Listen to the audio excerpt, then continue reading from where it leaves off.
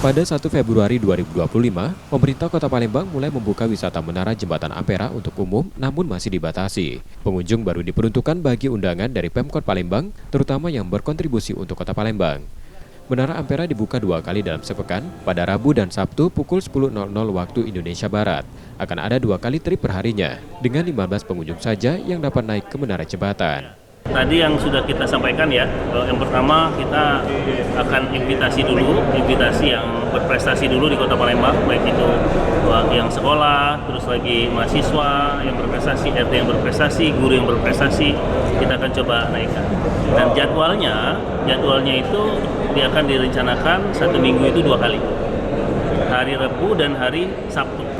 Maintenance-nya kita kerjasama dengan Balai Jalan, ada Dinas PU, ada Dinas Lingkungan Hidup, ada Dinas Kesehatan, sama dinas lain sebagainya.